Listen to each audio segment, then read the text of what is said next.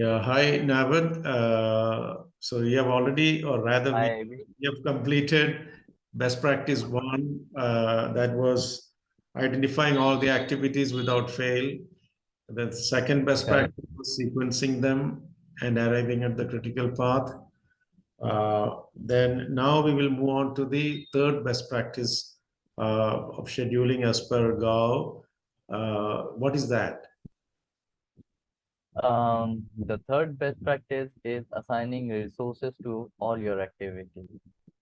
So we have already the schedule in place, the activities defined, the sequencing done, and now we assign the resources. So we can come up with a very good duration estimate. The estimate duration, we will cover it in the next session as best practices 4, where we will go with a duration estimate and how much duration should be.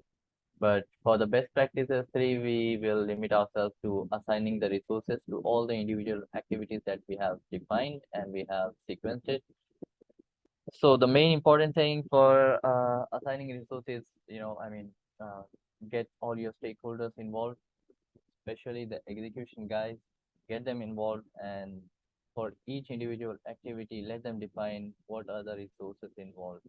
And by resources, we mean everything that is involved, be it your manpower, machinery, equipment, or spares materials, or maybe subcontractors, subcontract, all those things. So we need to take into consideration all the resources that will be involved in the activities, and based on, and for also for assigning resources, like I mentioned in the previous thing, like previous session, that we have like either we have a resource constraint, like we have.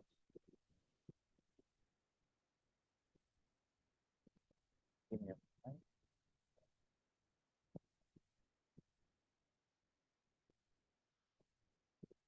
Yes.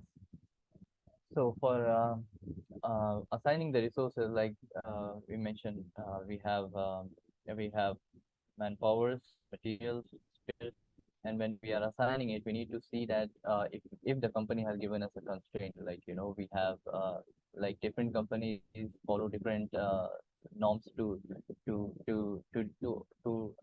complete a project. So for certain companies, they already have their resource limit, like they have 100 manpower, and within 100 manpower you need to finish your project.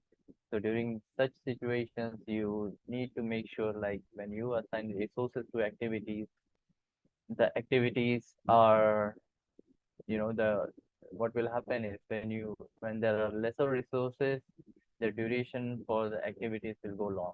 Like for the activities that needs two manpower and you have only one, so that alone, the single manpower will work for the, if you will cover up the second one also. So for any activity, for taking 1 hour, it will take 2 hours. For 2 hours, it will take 4 hours. So that's how the multiplication goes. And this is where we come up with, when we define all the resources in the schedule and then the duration drives the activity, we have the longest path or the critical path defined. And then this is where we take into consideration for resource leveling, and also the part where we go for the schedule compression. And this is a very critical topic to talk about right now, but this will be taken into consideration because we are considering, we are assigning resources and we are defining the duration. So when you see that your duration is going long and you need to compress your schedule, so there are two methods. Either you do fast tracking or you do schedule crashing. So when you do fast tracking, you do activities in parallel. And when you do the schedule crashing, it is where you add in additional resources to an activity. So this will, this will play with your overall duration of the schedule. So having a proper definition of your resources requirement is very important, and this is where the stakeholders, the execution stakeholders play a key part. So you need to make sure that all the resources that you plan to use on your project, they are well defined, and you have the availability defined. And this is And once you do this, this is a very important criteria for defining your baseline.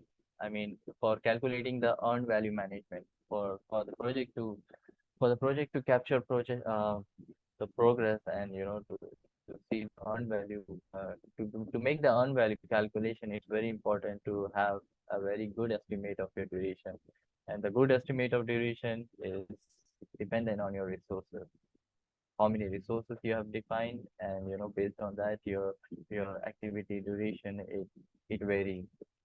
So that's what I will say, like whenever you're working on a project and defining activities, or defining the activity duration, make sure you have a very good resource uh, estimate defined, and you have it documented in your basis document.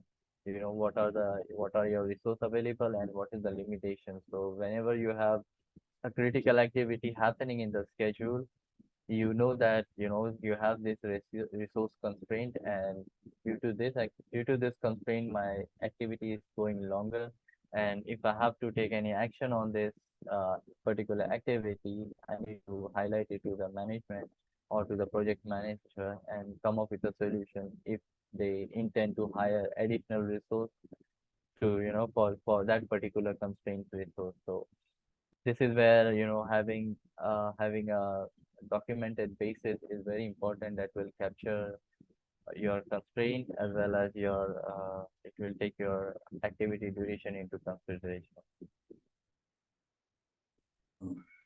Now, see now, while doing this, this resource loading and resource leveling, see what are all the input documents we have. So we have the activity list, activity sequences, we Right. have the work breakdown structure. Will we have the bill of quantities also at this time? Yes, we do have it. The bill of quantities, we do have it. And the cost breakdown structure also. Correct. Yeah, because the Yeah, cost breakdown structure will cover your resources. that's right.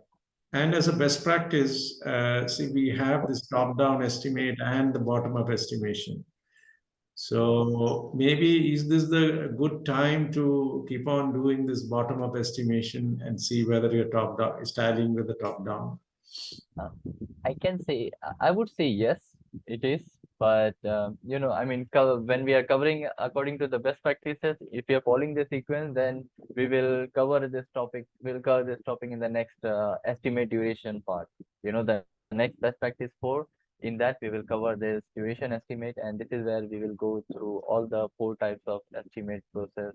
The bottom up estimation, and allocate, and um, the mo- uh, and the all those estimation processes, we will define it in our upcoming webinar for the next best practice 4. Yes, but to answer your question on this topic, yes, I would say, like, yes, it is needed. For when you're defining resources, you take into consideration I mean, you just don't do it from scratch, I mean, because the stakeholders, your execution guys, they know these activities have been done by them in the past. So it's like doing it on a daily basis, or on a project by project basis. So they have their own thumb rule estimate. So when they are defining this, once they have given this duration, and the activities are sequenced according to that, and we see the total time of that work package, then we come up like, okay, now we need to work up on this schedule, because this whole package is taking too long for us, based on the requirement that we have. Then we are going really long in the duration, and then we start analyzing the schedule, and we see like which activity we can further compress it. And for that, we go deep down into this estimation process, and then we come up with all those estimation process that we will discuss in the next session, to have a very good estimate based on our resource assignment. So in order to get there, we need to have a very good resources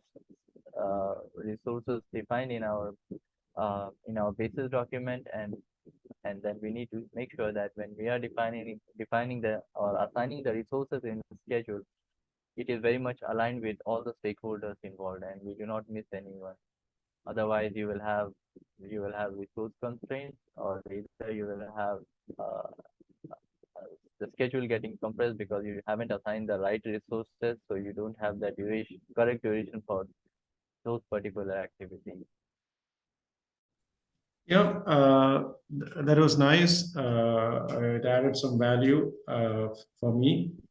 Thank you very much. And as usual, I request you the additional links that can be posted in the description of this video so that the viewers can click on it and then get additional information. So Sure, if you have any links, please share it with me. I'll post it in the description part of the video. So thank you very much, and we'll meet again this weekend for our additional videos. We'll have this discussion going on till we complete all the sure, Abhi. practices of GAU as well as PMI SP curriculum. Indeed. Okay. Sure. Thank you very much I will for be your glad. time. Have a good day. Thank you, Abhi. Thank you. You too. Have a good day. Bye bye. Thank you. Bye.